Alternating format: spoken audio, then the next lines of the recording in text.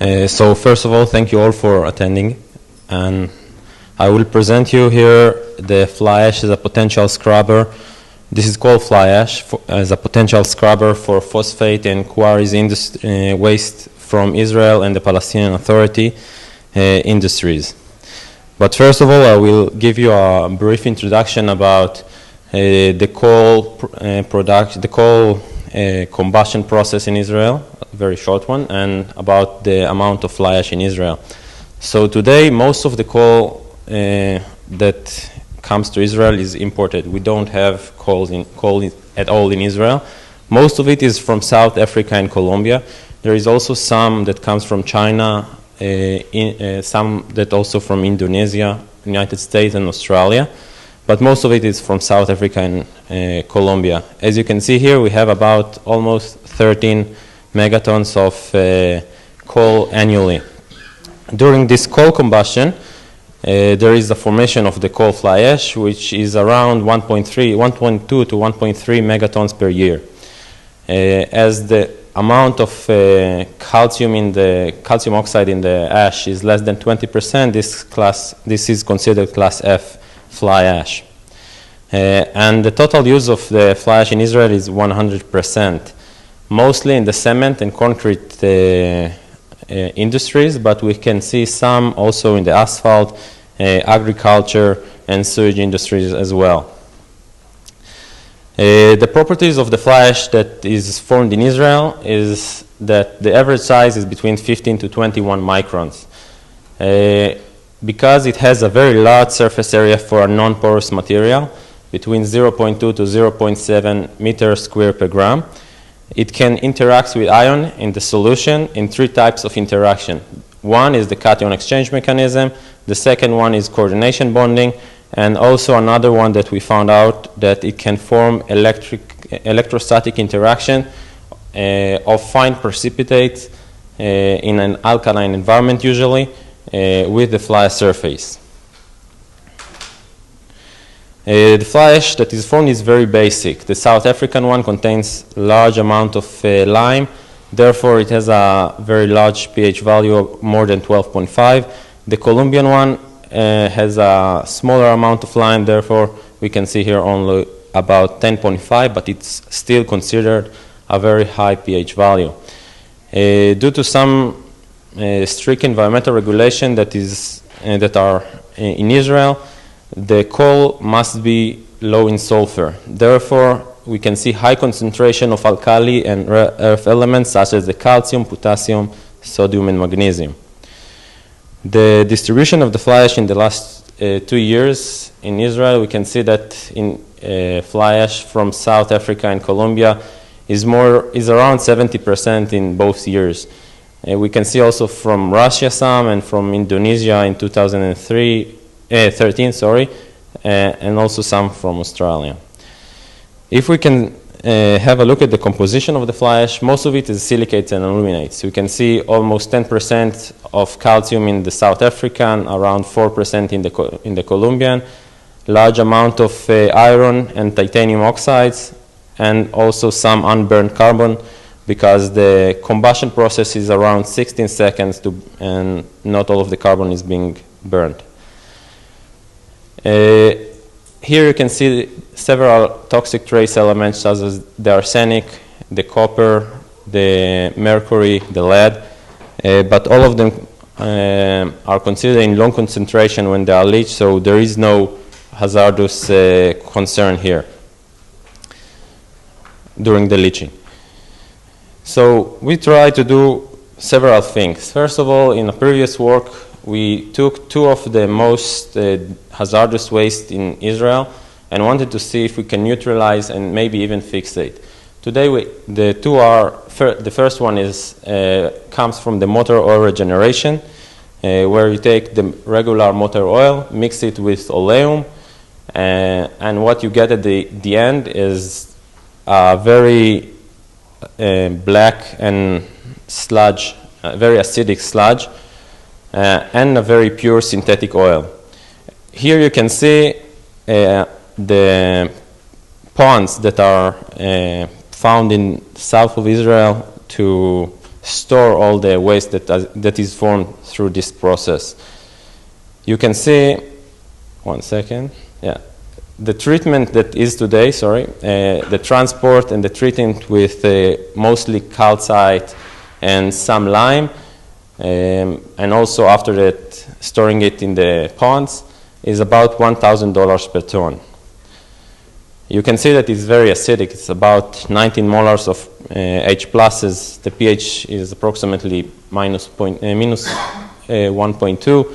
Has a large amount of sulfates, also some carbon, iron, and other toxic trace elements.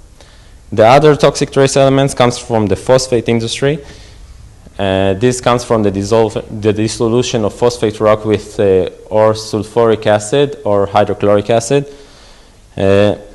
We take the hydrochloric acid from the Dead Sea production and the Dead Sea process. At the end, we receive the HCl waste that is used in order to dissolve the phosphate rock to form the phosphoric acid and some fertilizers, but also a very acidic sludge, which has a pH value of between 0 to 1. So we took this, mixed it with the fly ash in constant temperature, and we received full fixation of all the trace elements. Also, the HC here, the one that you see in blue, is the phosphate industry, and the pink one is the motor oil regeneration. All were below the soluble thiosul limit concentration. So what we received here is a full neutralization of the acidic waste in a 1:2 ratio of the waste fly ash with the phosphate one, and 1:6 with the motor oil regeneration. We received also the full neutralization, and we saw that there is the higher the waste fly ash ratio, the higher pH that we receive, and the better fixation. And what we receive at the end is that this procedure, instead of costing $1,000 per ton, cost only $16 per ton. So we decided to take it now to other industries. That is a concern in both Israel and also in the Palestinian Authority. And some of them comes from the quarry industries. When you cut the marble stone, you must store the sludge that you receive under the sludge dust underwater. Otherwise, because it's very fine, it is just fly in the air and considered to be hazardous. Then usually the paste that is formed that you can see here, they dry it and they discard it into small dry rivers. The other industry of the quarries is of the dolomite and not of the calcite one. Over here they grind the stone, they store it in piles. All the sand-like aggregates are going to the construction industry, and the smaller ones are just stored.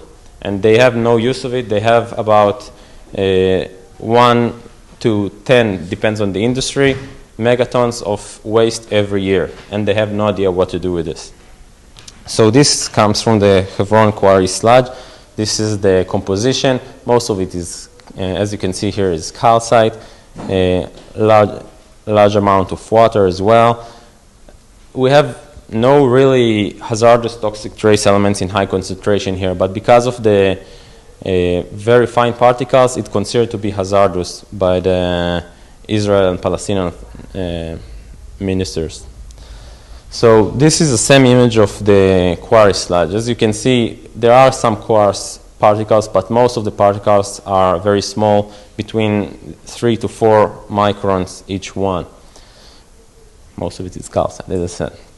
And compared to the fly ash, we can see that the average fly ash size here is something between 17 to 21 microns. Here it's around 3.5 microns.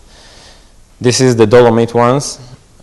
As you can see, most of it is dolomite, some iron, aluminum, and some potassium.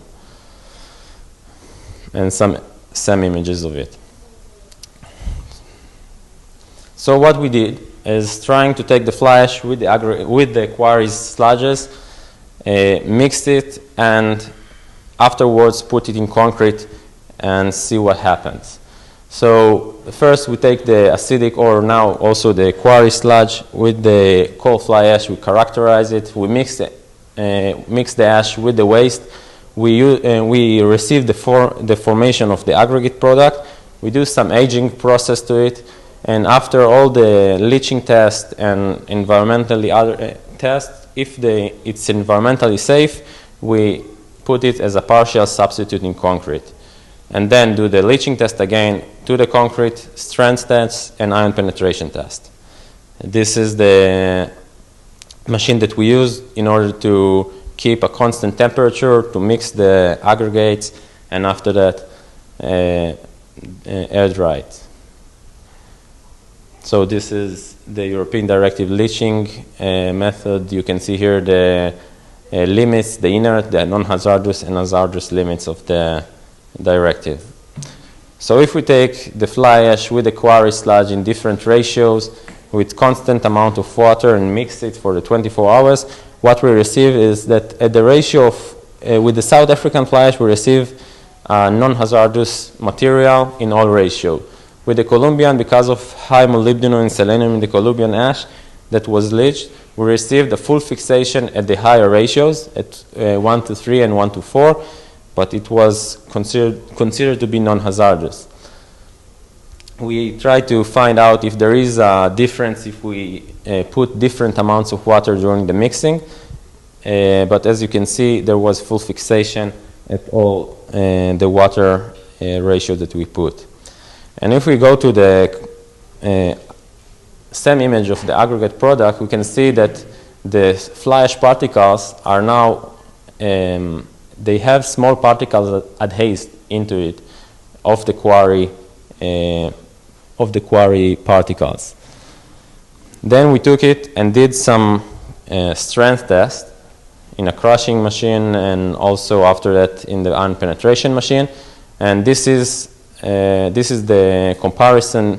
This is a regular concrete, and when we mix it with the 50 kilogram per meter cube of concrete and 100, we received after 28 days about 5 to 12% stronger concrete, and after 90 days between 12 to 16% stronger concrete. And when we take it to see the ion penetration, because there is problems of penetration of mostly chlorides in the concrete, we receive that there is a better resistance to the chlorides, 30% in the 50 kilogram per meter cube, and even 50% in the 100 kilogram per meter cube. So after that, we try to do it also with the dolomite ones, and also here at the smaller ratio already with the South African we receive full fixation, and with the higher ratio of the Colombian we receive full fixation of the aggregate product. And as you can see here as well, you can see some coarse particles of the dolomite that are filled with small particles of the fly ash that are adhesed to it and fixated. And this is the composition of the phosphate waste that now I will show you as well. We now went also to the phosphate waste that was neutralized. Because they used a lot of the phosphate waste in the industry, and before they started using this method, they just neutralize it with lime and calcite. They have huge piles of neutralized waste, but it's just neutralized. It's not fixated, and there is leaching to the environment. So we did it with the 5 samples of the piles that they had. This is the phosphate waste. You can see it's agglomerated together. But then after the fixation, you can see that all the particles are adhesed to the fly ash particles, and we can see that there was a full fixation of the particles. We also found some heavy trace elements such as the uranium and the lanthanum. But you can see the full fixation under the non-hazardous limits of the European Directive. Also, some compressive strength test for this type of waste was done, and we receive a lot stronger concrete, almost 20% stronger after 28 days, and a little less after the 90 days that this is the regular day for testing. Also penetration, you can see that it's a lot safer to use the aggregate product. It makes a better concrete. So what we find out that the fly ash can use as a fixation material for the quarry sludge as well as the phosphate sludges. Concentration of all trace elements were below the non-hazardous limit, and the final pH was approved also by the limits of the European directive, about 6, which is very good for concrete. It was around 9 to 11. And now we are doing is something that probably you are more familiar with it, because in southwest Spain there is a very huge phosphate industry that is in Huelva. So in the 60s, during the 60s, they started dissolving the phosphate rock here in Spain, and this is the work that we are doing now.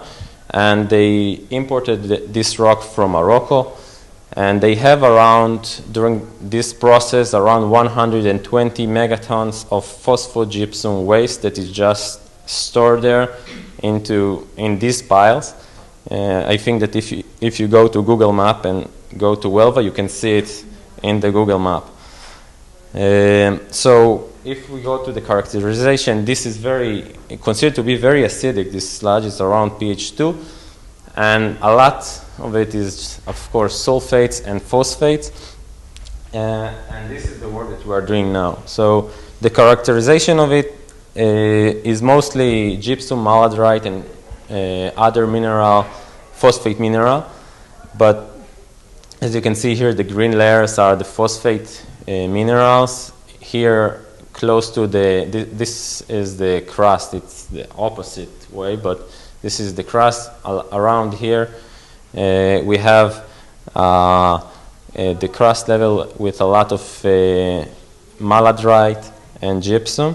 But one of the problems is that although Huelva is in Andalusia, and there is not a lot of rain, but when there is rain, there is a lot of leaching of toxic trace elements. There is about 20 milligram per kilogram of uranium in this waste. And during the summer, there is the evaporation of this waste to the air, which is also very toxic.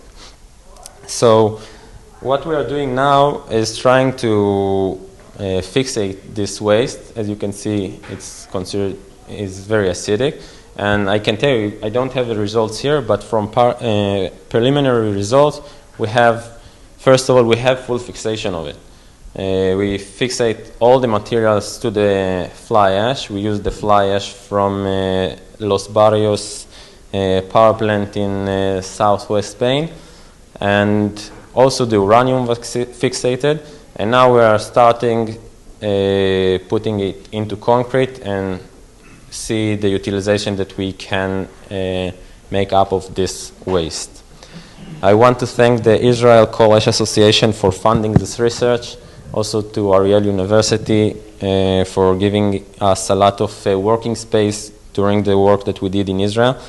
Sorry, this is supposed to be CSIC. And also to the CSIC and IDEA technical staff for helping us with very fast analysis during the research. Thank you very much.